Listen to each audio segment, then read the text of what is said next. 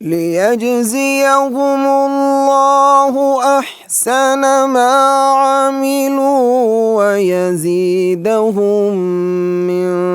فَضْلِهِ وَاللَّهُ يَرْزُقُ مَن الحمد للہ الذی خلق الانسان علمہ البیان الشمس والقمر بحسبان۔ ناظرین کرام، آپ کو میاں عتیق کا سلام۔ آج کا ہے عنوان صلہ رحمی کیسے کی جائے۔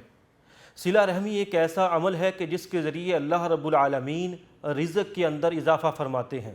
وہ رزق کھانے پینے کی صورت میں بھی ہو سکتا ہے، وہ رزق عمر کی صورت میں ہو سکتا ہے، وہ رزق محبت کی صورت میں ہو سکتا ہے، وہ رزق مختلف طرح سے اللہ رب العالمین تمہیں اپنے فضل و کرم کی صورت میں دکھا سکتے ہیں۔ اب جب صلہ رحمی سے انسان کو اللہ رب العالمین کی طرف سے اتنی نعمتوں سے نوازا جا رہا ہے، اتنے انعام اس پر کیے جا رہے ہیں، تو پھر صلہ رحمی کیسے کی جاتی ہے، اس کی حدود کیا ہے، یا کہاں تک صلہ رحمی ہو سکتی ہے، اس حوالے سے ایک بڑا اہم سوال ہر ایک کے ذہن میں آتا ہے کہ کیونکہ صلہ رحمی جب ہم دیکھتے ہیں معاشرے کے اندر، اس صلہ رحمی کے حوالے سے ہر ایک کا ہاتھ بڑا تنگ ہوتا ہے۔ یعنی صلہ رحمی کرنے کے حوالے سے ہر ایک کی کوشش ہوتی ہے کہ کوئی تو میرے ساتھ صلہ رحمی کر دے، لیکن مجھے صلہ رحمی نہ کرنا پڑے، شاید کہ صلہ رحمی کسی کمزوری کا نام ہے، جبکہ حقیقت میں ایسا نہیں ہے۔ صلہ رحمی ایک بہترین عمل ہے، اور اللہ رب العالمین اس بہترین عمل کے نتیجے میں دنیا میں بھی انعامات سے نوازتے ہیں، اور آخرت میں بھی اللہ رب العالمین نے اس کے لیے جنت رکھی ہوئی ہے۔ اور جو صلہ رحمی نہیں کرتا وہ اللہ رب العالمین کے غضب کو دعوت دیتا ہے۔ اور یاد رکھیے کہ جس کے پاس یہاں پر تھوڑا سا اختیار آ جاتا ہے، کوئی طاقت آ جاتی ہے، تو وہ یہ سمجھنا شروع کر دیتا ہے کہ اب سارے کے سارے میرے پاؤں کے نیچے ہونے چاہیے، اب میرے اوپر کسی کا اختیار نہیں ہونا چاہیے، یا میرا کسی کے ساتھ تعلق جو بھی ہو وہ ایک بڑے والا ہو، وہ بڑائی والا ہو، وہ غرور والا ہو، وہ تکبر والا ہو۔ ایسا نہ ہو کہ جس میں ایک انسان کا، ایک رشتہ داری کا، ایک قریبی ہونے کا رشتہ جو ہوتا ہے وہ ہو۔ تو جب اس طرح کا فرعون کسی کے ذہن میں آ جاتا ہے، یا خناس کسی کے ذہن کے اندر پرویل کر جاتا ہے، تو پھر ایسی صورتحال کے بارے میں اللہ رب العالمین فرماتے ہیں فَهَلْ عَسَيْتُمْ إِن تَوَلَّيْتُمْ أَن تُفْسِدُوا فِي الْأَرْضِ وَتُقَطِّعُوا أَرْحَامَكُمْ أُولَٰئِكَ الَّذِينَ لَعَنَهُمُ اللَّهُ فَأَصَمَّهُمْ وَأَعْمَىٰ أَبْصَارَهُم۔ یہاں پر اللہ رب العالمین نے بڑا کیٹیگوریکلی، بڑا واضح انداز میں یہ فرما دیا ہے کہ بہت سارے ایسے ہیں، یعنی امکان ہے یا بہت سارے قریب ہے، بعید نہیں کہ تم میں سے کچھ کو تولیت دی جائے، کچھ کو کچھ اختیارات دیے جائیں، تو خناس ان کے ذہن میں آ جائے، شیطان ان کو القاء کر دے، اور وہ اپنے آپے سے باہر ہوتے پھریں، اور پھر زمین کے اندر فساد برپا کرتے پھریں، رشتے ناتوں کو توڑتے پھریں۔ اب دیکھیے کہ جس کے پاس تھوڑا سا اختیار آ جاتا ہے، میں آ جاتی ہے، گردن اکڑ جاتی ہے، وہ رشتوں ناتوں کو کچھ سمجھتا نہیں ہے، اپنے قریبیوں کو کچھ سمجھتا نہیں ہے، اپنے ماتحتوں کو کچھ سمجھتا نہیں ہے۔ صلہ رحمی اس نے اپنے عزیزوں کے ساتھ تو کیا کرنی ہے، بلکہ وہ سمجھتا ہے کہ ہر ایک کو میرے سامنے جھکنا چاہیے، ہر ایک کو میرے سامنے دستے سوال دراز کرنا چاہیے، ہر ایک کو میرے سامنے نیچے ہو کر بات کرنی چاہیے۔ یعنی اس طرح کا غرور، اس طرح کا تکبر اس کے اندر آ جاتا ہے، تھوڑا سا اختیار آ جائے تو۔ اللہ رب العالمین فرماتے ہیں کہ جو یہ اس طرح کا انداز اختیار کرتے ہیں، زمین میں فساد برپا کرتے ہیں، رشتوں ناتوں کو توڑتے ہیں، اللہ کی پھٹکار ان پر ہوتی ہے، اللہ کی لعنت کے وہ مصداق ہوتے ہیں۔ اور پھر اللہ فرماتے ہیں وہ تو ایسے ہیں کہ جیسے وہ بہرے ہیں، وَأَعْمَىٰ أَبْصَارَهُمْ، ان کی آنکھیں اندھی ہو چکی ہیں، یعنی ان کی آنکھوں کے اوپر حقیقت سے پٹی بندھ گئی ہے۔ وہ انسان ہے جیسے باقی انسان ہیں، ان کے بھی اعضاء و اقربا ہیں جیسے باقی لوگوں کے ہیں، باقی تو ان کا خیال کر رہے ہیں، لیکن وہ نہیں کر رہے، ان کے ذہن کے اندر خناس آ گیا ہے، ان کے ذہن کے اندر شیطان آ گیا ہے۔ تو اب ان کا رویہ بڑا بدل گیا ہے، انداز بڑا مختلف ہو گیا ہے، اپنے آپ کو بڑا تر خان سمجھ رہے ہیں۔ تو ان کے حوالے سے اللہ رب العالمین نے یہاں اپنا غصہ اور ناراضگی دکھائی ہے، اور بتایا ہے کہ ان پر اللہ کی لعنت ہے۔ اب جب قطع رحمی کے حوالے سے اللہ رب العالمین نے اتنی بڑی بات فرما دی ہے، تو پھر ہر ایک یہ سوچنا شروع کر دیتا ہے کہ صلہ رحمی کیسے کی جائے، کہاں تک کی جائے۔ اگر کوئی صلہ رحمی نہیں کر رہا تو اس کے ساتھ کیسے حسن سلوک کیا جائے، اچھا برتاؤ کیا جائے، کیا اس کے ساتھ حسن سلوک کیا جا سکتا ہے، کیا اس کے ساتھ بھی صلہ رحمی کی جا سکتی ہے جو آپ کے ساتھ صلہ رحمی نہیں کرتا۔ تو جب ہم اس حوالے سے رسول کریم صلی اللہ علیہ وسلم کا اسوہ دیکھتے ہیں، آپ سے پہلے باقی انبیاء کی سیرت کا مطالعہ کرتے ہیں، قرآن کریم کے اندر ان کے واقعات کو دیکھتے ہیں، تو ہمارے سامنے یہ بات آتی ہے کہ تمام کے تمام انبیاء صلہ رحمی کرنے والے تھے۔ ان کے اوپر جتنی بھی تنگیاں آئیں، جتنی بھی مصیبتیں آئیں، ان کے ساتھ کسی نے صلہ رحمی کی یا نہیں کی، قطع نظر اس بات کے، وہ ہر ایک کے ساتھ حسن سلوک سے پیش آتے، وہ ہر ایک کے ساتھ اچھا برتاؤ کرتے، وہ ہر ایک کی خیر خواہی کیا کرتے تھے۔ مثال کے طور پر آپ دیکھیے رسول کریم صلی اللہ علیہ وسلم پر جب پہلی وحی نازل ہوتی ہے تو آپ پہلی وحی کے نازل ہونے کے بعد جو آپ پر ایک کیفیت طاری ہوتی ہے، اس کیفیت کی وجہ سے آپ پریشان ہو کر گھر تشریف لاتے ہیں۔ تو آپ کی زوجہ محترمہ سیدہ خدیجہ الکبریٰ رضی اللہ تعالیٰ عنہ جب آپ کو پریشان دیکھتی ہیں تو پوچھتی ہیں کیا معاملہ ہوا؟ تو آپ پریشانی کے عالم میں اپنی حالت بیان کرتے ہیں، تو وہ آگے سے جو آپ کو تسلی دینے کے لیے الفاظ اور جو آپ کی خوبیاں آپ کے سامنے ذکر کرتی ہیں، اس میں ایک بڑی خوبی یہ ذکر کرتی ہیں کہ آپ تو صلہ رحمی کرنے والے ہیں، یعنی صلہ رحمی آپ کرنے والے ہیں۔ اللہ رب العالمین ہرگز آپ کو رسوا نہیں کریں گے، ہرگز آپ کو ضائع نہیں کریں گے۔ تو اس سے ہمیں یہ معلوم ہوتا ہے کہ پہلے بھی لوگ دور جاہلیت میں بھی یہ سمجھا کرتے تھے کہ جو صلہ رحمی کرنے والا ہے، جو رشتوں ناتوں کا پاس کرنے والا ہے، جو رشتے ناتے جوڑنے والا ہے، ان کا خیال کرنے والا ہے، ان کا احترام کرنے والا ہے، وہ شخص بڑا معزز ہے، بڑا مکرم ہے، اللہ کے ہاں اس کا بڑا مقام ہے، اور اللہ رب العالمین ایسے شخص کے اوپر اپنا خصوصی فضل و کرم کرتے ہیں۔ اسی لیے سیدہ خدیجہ الکبریٰ رضی اللہ عنہا نے یہ الفاظ بیان کر کے یا ان الفاظ کے ذریعے آپ علیہ الصلوۃ والسلام کو تسلی دی تھی اور کہا تھا کہ آپ تو صلہ رحمی فرمانے والے ہیں۔ اور پھر رسول کریم صلی اللہ علیہ وسلم کی صلہ رحمی دیکھیے بے شمار موقع ہیں۔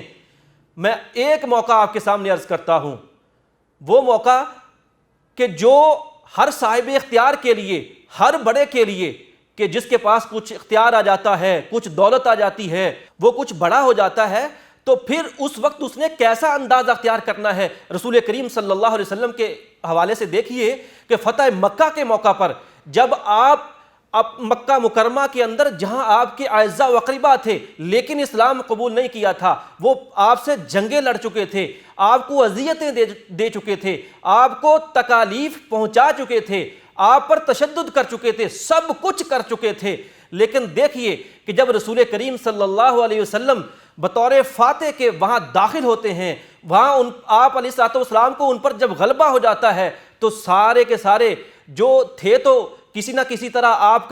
آپ کے چاچا، کوئی آپ کے عزیز، کوئی دور کا، کوئی قریب کا، یعنی سارے آپ کے اپنے ہی تھے، لیکن ظاہر ہے کہ وہ سارے کے سارے انہوں نے آپ کی دعوت پر لبیک نہیں کہا تھا، وہ توحید کو ماننے والے نہیں تھے، وہ آپ علیہ الصلوۃ والسلام کی دعوت پر لبیک کہنے والے نہیں تھے، اور نتیجہ یہ ہوا کہ وہ آپ کے دشمن بنے، انہوں نے آپ کو اذیتیں دی ہوئی تھیں، آپ کے خلاف جنگیں لڑی ہوئی تھیں، آپ کے قیدی بنے، سارا کچھ ہوا تھا، لیکن آج دیکھیے اس موقع پر وہ سارے سامنے کھڑے ہیں تو آپ علیہ الصلوۃ والسلام ان سے پوچھتے ہیں کہ آج تم مجھ سے کیا توقع کرتے ہو؟ اب دیکھیے کہ اگر تو وہاں کوئی ایسا شخص ہوتا، ایسی شخصیت ہوتی کہ جو صلہ رحمی نہ کرنے والی ہوتی، جو معاف اور درگزر کرنے والی نہ ہوتی، تو وہاں صورتحال ہی کچھ اور ہو سکتی تھی، لیکن وہاں تو رحمت کائنات تھے، رحمت مجسم تھے، رسول کریم صلی اللہ علیہ وسلم تھے۔ انہوں نے پوچھا کہ آپ میرے حوالے سے کیا سوچ رہے ہیں، میں کیا کروں گا؟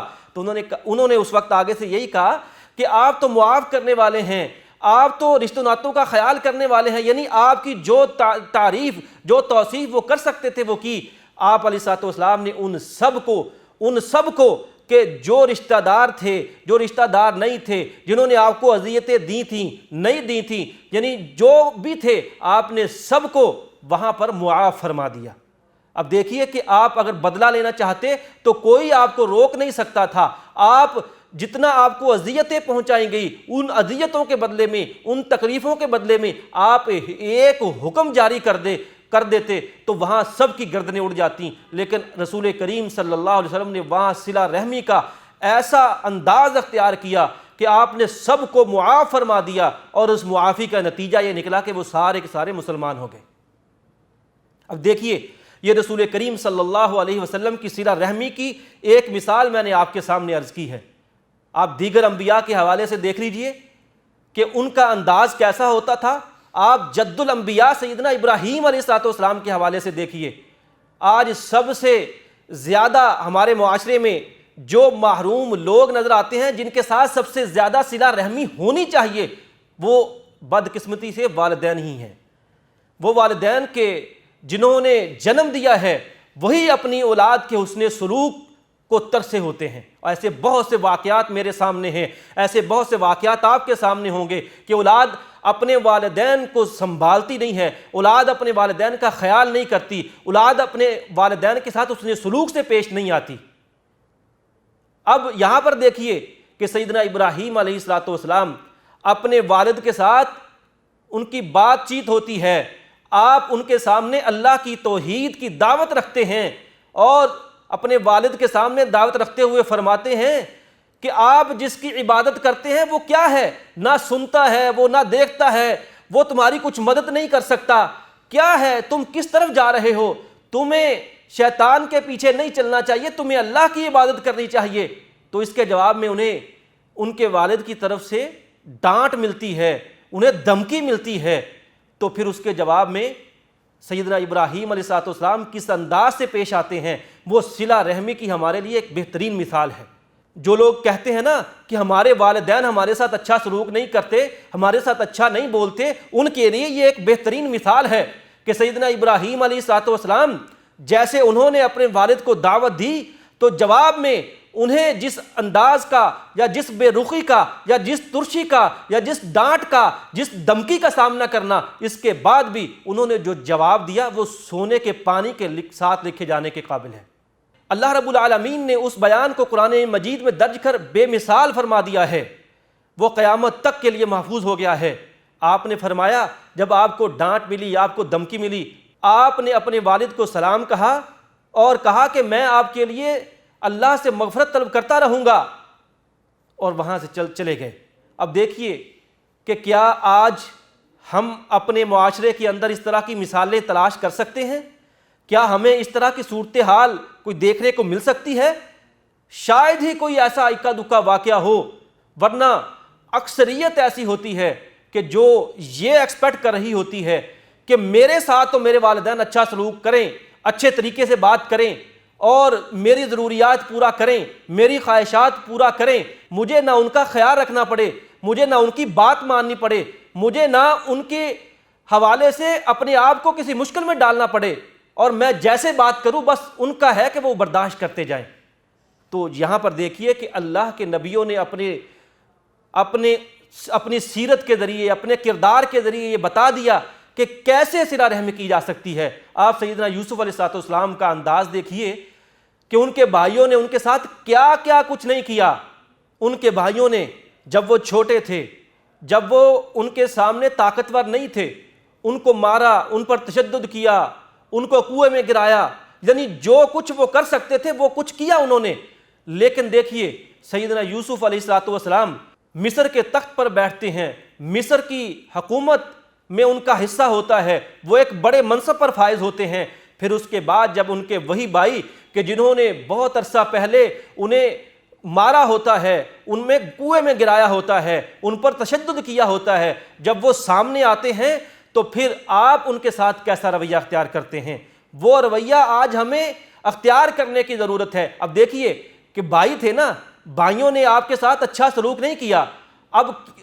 اس کے نتیجے میں یا اس کے جواب میں اگر تو کوئی ہمارے ساتھ جیسا کوئی ہوتا تو وہ کہتا کہ اب تو تم میرے پاؤں کے نیچے آئے ہو، اب تو میری داڑھ کے نیچے آئے ہو، اب تو میں تمہیں چھوڑوں گا نہیں، اب تو میں سارے بدلے لوں گا، جو کچھ تم نے میرے ساتھ کیا ہے نا اب تو تمہیں سود سمیت وہ سارا کچھ واپس کرنا پڑے گا، اب تو سارا کچھ جو کچھ تم نے ظلم مجھ پر کیا ہے اب تمہیں برداشت کرنا پڑے گا. لیکن یہاں ہمیں ایسا کچھ نظر نہیں آتا. کیا نظر آتا ہے؟ یہاں ہمیں معافی نظر آتی ہے، یہاں ہمیں صلہ رحمی نظر آتی ہے، یہاں اپنے بھائیوں کے ساتھ خیر خواہی نظر آتی ہے، یہاں ہمیں اپنے بھائیوں کے ساتھ کہ ان بھائیوں کے ساتھ کہ جنہوں نے کنویں میں گرایا تھا، جنہوں نے ظلم کیا تھا، ان کے ساتھ حسن سلوک نظر آتا ہے۔ یہ ساری مثال ہمارے سامنے اللہ رب العالمین نے قرآن کریم میں رکھ کر ہمارے سامنے ایک بہترین نمونہ رکھ دیا ہے کہ تمہارے ساتھ کوئی جیسا مرضی کرے، تمہارے ساتھ کوئی حسن سلوک سے پیش آئے یا نہ آئے، تمہارے ساتھ کوئی صلہ رحمی کرے یا نہ کرے، تمہارے ساتھ کوئی برا کرے، لیکن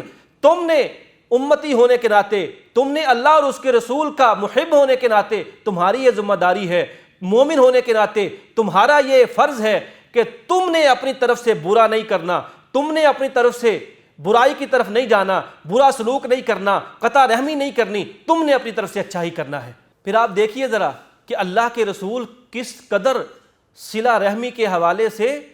خیال رکھا کرتے تھے، اور جب وہ ایک دوسرے کے ساتھ بات چیت کر رہے ہوتے تو اس میں بھی وہ اس بات کا خیال رکھا کرتے تھے یا دوسرے کا دل ذرا نرم کرنے کے لیے اپنی رشتہ داری کے حوالے سے بات کیا کرتے تھے۔ جیسے آپ دیکھیے کہ جب سیدنا موسیٰ علیہ السلام کوہ طور پر جاتے ہیں اور پیچھے سے اپنا نائب اپنے بھائی ہارون کو بنا کر جاتے ہیں، جب واپس آتے ہیں تو دیکھتے ہیں کہ قوم وہ بچڑے کی پوجا کرنے لگ گئی ہے، تو آپ غصہ کرتے ہیں اپنے بھائی کے اوپر کہ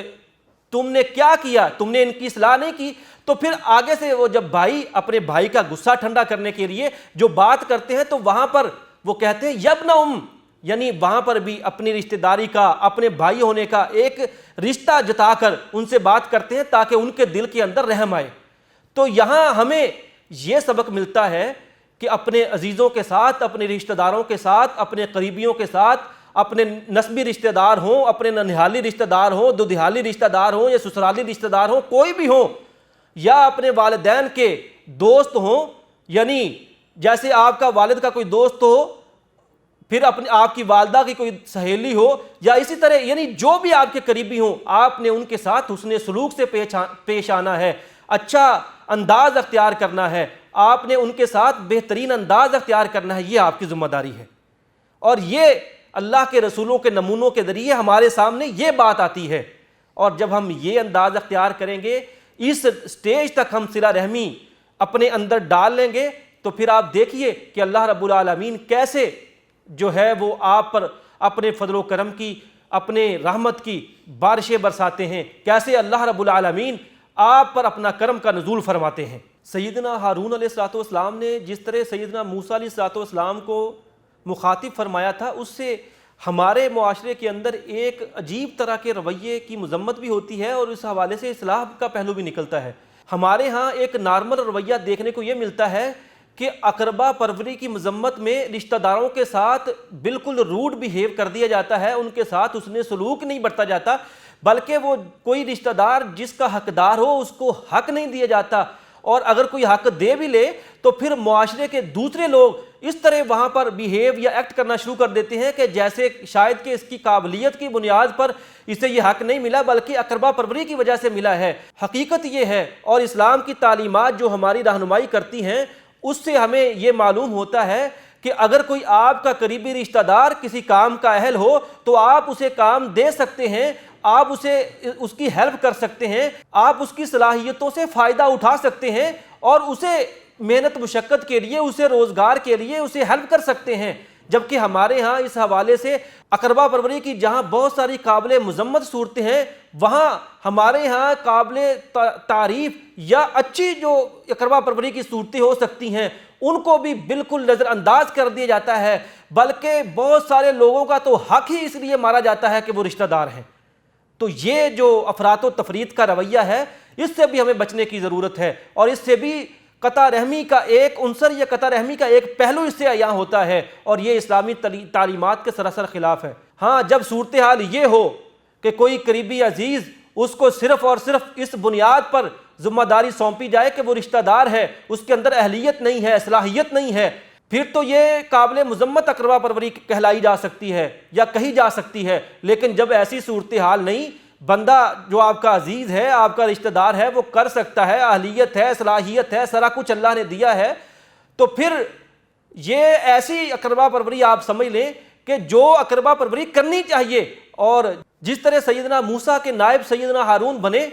اور یہاں پر جب وہ ان کی گفتگو ہوئی تو انہوں نے اپنے والدہ کا درمیان میں ذکر کیا کہ وہ والدہ کے جو ایک پیار کا، محبت کا، ایک رحمت کا رشتہ ہوتا ہے، تاکہ سیدنا موسیٰ کا غصہ ٹھنڈا ہو۔ تو غصہ ٹھنڈا جو ہوتا ہے وہ اقربا پروری یعنی اپنی قریبی رشتہ دار جو ہیں ان کے ساتھ حسن سلوک سے، اچھے برتاؤ سے، ان ایسے سمجھیں کہ ان کو پالنے سے ہوتا ہے. آپ جس قدر ہو سکتا ہے آپ ان کا خیال رکھیں، ان کے ساتھ حسن سلوک سے پیش آئیں، اللہ رب العالمین کے آپ پر فضل و کرم ہوں گے. آپ انبیاء سے آگے صحابہ کرام تک دیکھیے، سیدنا ابوبکر صدیق رضی اللہ تعالیٰ عنہ دیکھیے کہ بہت سارے ایسے آپ کو صحابی ملیں گے، ایسے غلام صحابی ملیں گے کہ جن کو سیدنا ابوبکر صدیق رضی اللہ تعالیٰ عنہ نے اپنی جیب سے، اپنے خرچ سے خرید کر انہیں آزاد فرمایا. جیسے سیدنا بلال رضی اللہ تعالیٰ عنہ کہ جنہیں سیدنا ابوبکر صدیق رضی اللہ تعالیٰ عنہ نے آزاد فرمایا، اور آزاد کرنے کے بعد پوری زندگی ایک دفعہ بھی انہیں یہ احساس نہیں ہونے دیا، انہیں یہ باور نہیں کروایا کہ بھئی تو وہ ہے کہ جسے میں نے آزاد کروایا ہے، جسے میں نے ظلم سے بچایا ہے، جسے میں نے اپنی جیب سے خریدا ہے. لیکن آج ہم دیکھتے ہیں کہ کوئی کسی کے اوپر کوئی تھوڑا سا کوئی نیکی کر دے تو وہ پھر احسان جتانا شروع کر دیتا ہے. اگر کسی کو کوئی صدقہ و خیرات دے دے ہم دیکھتے ہیں کہ اس کے حوالے سے بھی احسان جتا دیے جاتے ہیں، جبکہ ہمارے سامنے تو اسلامی تعلیمات کے حوالے سے قرون اولیٰ کی جو مثالیں سامنے آتی ہیں وہ تو اس طرح کی ہیں. سیدنا ابوبکر صدیق رضی اللہ تعالیٰ عنہ کس انداز سے اپنا نمونہ پیش کر رہے ہیں. اور اسی طرح دیکھیے کہ سیدنا ابوبکر صدیق اپنے قریبی رشتہ دار، اپنے خالہ زاد یعنی کزنوں کو خرچ دیا کرتے تھے. اب جب سیدہ عائشہ رضی اللہ تعالیٰ عنہ پر تہمت لگتی ہے، منافقین بہتان لگاتے ہیں، اور پھر جو صورتحال بنتی ہے وہ ساری آپ جانتے ہوں گے. اس کے بعد یعنی جب سیدنا عائشہ رضی اللہ تعالیٰ عنہ پر وہ بہتان کا سارا منظر ہوتا ہے تو اس میں جن کو سیدنا ابوبکر صدیق رضی اللہ تعالیٰ عنہ خرچ دیا کرتے تھے یعنی خالہ زاد، تو وہ بھی اس پراپوگنڈا کا شکار ہو جاتے ہیں. اب جب سارا معاملہ کھلتا ہے، اللہ رب العالمین قرآن کریم کے اندر آیات نازل فرما کر سیدہ عائشہ کی برات نازل کر دیتے ہیں تو سیدنا ابوبکر صدیق رضی اللہ تعالیٰ عنہ خاموشی سے ان کا خرچ بند کر دیتے ہیں. ان کو خرچ نہیں دیتے، جو وہ پہلے دے رہے تھے وہ نہیں دیتے کہ انہوں نے کیسا کام کیا ہے کہ انہوں نے میری بیٹی کے اوپر ہی جھوٹی تہمت لگا دی، اب اللہ رب العالمین نے اس کی برات نازل فرما دی ہے. تو جب انہوں نے یہ انداز اختیار کیا تو اللہ رب العالمین کو یہ انداز پسند نہیں آیا. اللہ کے نیک بندے تھے، صالح بندے تھے، صدیق تھے، رسول کریم صلی اللہ علیہ وسلم کے ساتھ رہنے والے تھے. اللہ رب العالمین نے قرآن کریم میں آیت نازل فرما کر آپ کی اصلاح فرما دی. فرمایا وَلَا يَأْتَلِ أُولُو الْفَضْلِ مِنْكُمْ وَالسَّعَةِ أَنْ يُؤْتُوا أُولِي الْقُرْبَى وَالْمَسَاكِينِ وَالْمُحَاجِرِينَ فِي سَبِيلِ اللَّهِ وَلْيَعْفُوا وَلْيَصْفَحُوا أَلَا تُحِبُّونَ أَنْ يَغْفِرَ اللَّهُ لَكُمْ. اللہ رب العالمین نے یہاں پر فرمایا کہ جو صاحب فضل ہیں یعنی جو مالدار ہیں وہ انہیں ایسا نہیں کرنا چاہیے کہ وہ کسی وجہ سے غصے سے یا کسی بھی وجہ سے وہ مساکین سے، مہاجرین سے یا اپنے قریبیوں سے جو وہ دے رہے ہیں وہ ہاتھ روک لیں. وہ تو ان کے اوپر ڈیپینڈنٹ ہیں اور وہ ان کے ڈیپینڈنسی کا جو ہے وہ اپنے اوپر سے ہٹانے کی کوشش کریں. انہیں ایسا نہیں کرنا چاہیے، بلکہ انہیں چاہیے کہ اگر ان سے کوئی غلطی ہو گئی ہے، ان سے کوئی خطا ہو گئی ہے تو وَلْيَعْفُوا وَلْيَصْفَحُوا کہ وہ معاف کریں، درگزر کریں. بڑے بندے ہیں، معاف کرنا چاہیے، نہ کہ غصہ لے کے بیٹھ کے ان کا خرچ بند کر دینا چاہیے. جیسے ہی سیدنا ابوبکر صدیق رضی اللہ تعالیٰ عنہ ان کے سامنے قرآن کریم کی یہ آیت آتی ہے، حالانکہ پہلے بھی آپ نے کوئی اعلان نہیں کیا تھا، کوئی یہ نہیں کہا تھا کہ میں نے تمہارا خرچہ اس لیے بند کیا ہے کہ تم نے یہ میرے ساتھ کیا ہے. بالکل خاموشی سے، جیسے ایک شریفانہ انداز ہوتا ہے، آپ نے اپنے دل کے اندر غصہ رکھا، اظہار نہیں فرمایا، اپنے دل کے اندر غصہ رکھا اور آپ نے خاموشی سے بند کر دیا. لیکن ظاہر ہے کہ جن کو خرچہ جاتا تھا، جن کو پیسے دیتے تھے، جن کی انکم آپ کی طرف سے آ رہی تھی، اب ظاہر ہے کہ ان کو تو تنگی ہونا تھی. جب ان کو تنگی ہوئی انہوں نے شاید کہ اللہ رب العالمین کے سامنے دعا کی ہوگی، اور پھر اللہ رب العالمین نے سیدنا صدیق اکبر رضی اللہ تعالیٰ عنہ کے حوالے سے قرآن کریم میں یہ آیت نازل فرما دی اور آپ نے فوراً ان کا وہ خرچ جاری فرما دیا. اور بعض روایات میں آتا ہے کہ جتنا عرصہ رکا رہا آپ نے وہ بھی عطا فرما دیا اور آپ نے انہیں معاف کر دیا. یہ صلہ رحمی کی ایک بہترین صورت ہے کہ آپ کے ساتھ جیسا مرضی ہو، لیکن بطور مومن، بطور مسلمان، اللہ اور اس کے رسول کا فرما بردار ہونے کے ناطے تمہاری یہ ذمہ داری ہے کہ تم نے خیر خواہی کرنی ہے، تم نے حسن سلوکی اختیار کرنا ہے، تم نے صلہ رحمی ہی کرنی ہے. آپ کو میں ایک اور ایمان فروز واقعہ سناتا ہوں. سیدنا عبداللہ بن عمر رضی اللہ تعالیٰ عنہ کہیں جا رہے تھے، راستے کے اندر انہیں ایک بدو ملتا ہے، ایک پینڈو دیہاتی ملتا ہے. تو آپ جب اسے دیکھتے ہیں، حال احوال پوچھتے ہیں اور آپ اسے اپنا گدا یعنی سواری دے دیتے ہیں، تو اور اسی طرح آپ اس کے سر کے اوپر امامہ بھی باندھ دیتے ہیں۔ اب وہ پینڈو تھا، دیہاتی تھا، جو آپ سیدنا عبداللہ بن عمر رضی اللہ تعالیٰ عنہ کے ساتھ لوگ تھے، جو ساتھ آپ کے ساتھی تھے، شاگرد تھے، جو بھی تھے، انہوں نے کہا جی کہ یہ تو ایک دیہاتی بندہ ہے، اس کو تو آپ کوئی تھوڑا بہت ویسے کوئی چیز دے دیتے تو اس نے تو بڑا خوش ہو جانا تھا، آپ نے اس کے اوپر اتنی کرم نوازی کیوں کی؟ آپ نے کیوں اس کو اپنی سواری دے دی اور اس کے سر کے اوپر جو ہے وہ دستار باندھ دی؟ تو سیدنا عبداللہ بن عمر رضی اللہ تعالیٰ عنہ وہ فرمانے لگے، اصل میں اس کا باپ میرے باپ کا دوست تھا، میں نے وہ دوستی نبھائی ہے، میں نے اس کا پینڈو ہونا یا اس کا دیہاتی ہونا نہیں دیکھا، میں نے اس کا کم رتبے ہونے والا نہیں دیکھا، بلکہ میں نے یہ دیکھا ہے کہ اس کا باپ میرے باپ یعنی سیدنا عمر فاروق کا دوست تھا، میں نے وہ دوستی نبھائی ہے۔ یہ صلہ رحمی کی ایک صورت ہے، ایک شکل ہے جو ہمارے سامنے آتی ہے۔ اس سے آگے بڑھیے، سیدنا عمر بن عاص رضی اللہ تعالیٰ عنہ مصر کے فاتح ہیں، آپ نے چند ہزار کے لشکر کے ساتھ پورے مصر کو فتح کر لیا تھا، آپ بہت بڑے فاتح ہیں۔ دیکھیے رسول کریم صلی اللہ علیہ وسلم نے اپنے دور مبارک میں کسی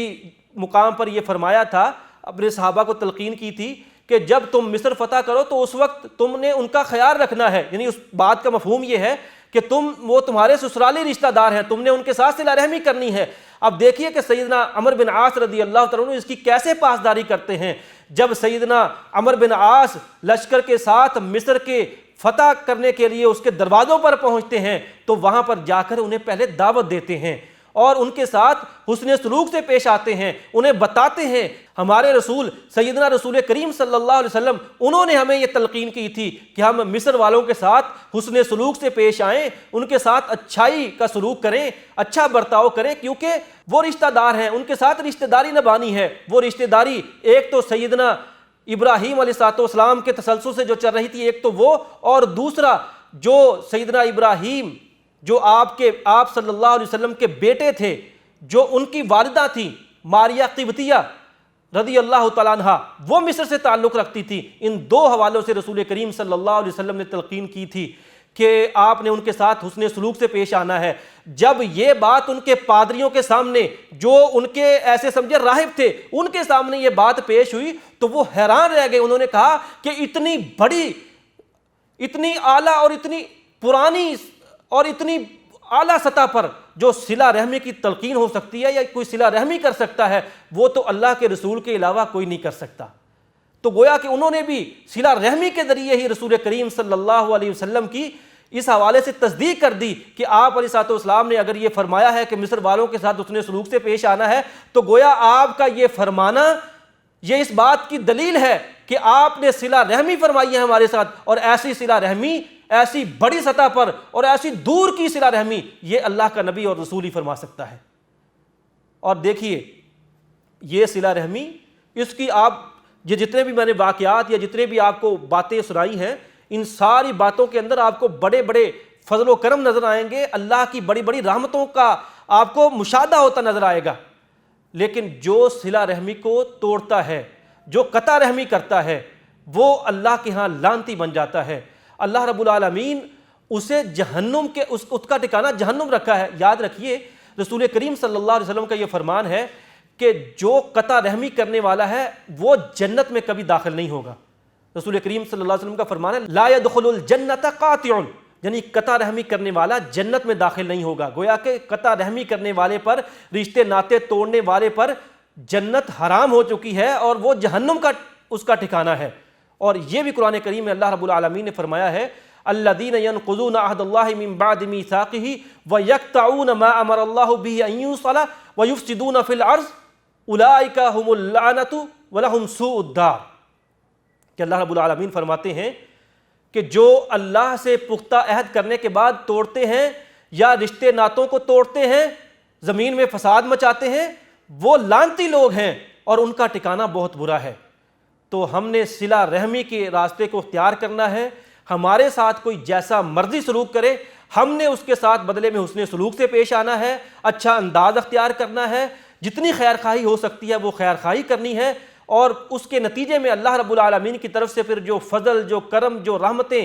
جو نازل ہوگی وہ بھی پھر آپ دیکھیں گے، اور اس کا مشاہدہ بھی آپ کو دنیا میں بھی ہوگا، اور اس کا نتیجہ انشاءاللہ اللہ رب العالمین آپ کو کامیابی کی صورت میں جنت میں داخل فرما کر بھی انشاءاللہ آپ کو مشاہدہ کروائیں گے۔ اللہ سے دعا ہے کہ اللہ تعالی ہمیں عمل کی توفیق نصیب فرمائے۔ وآخر دعوانا الحمدللہ رب العالمین۔ ليجزيهم الله أحسن ما عملوا ويزيدهم من فضله والله يرزق من يشاء بغير حساب۔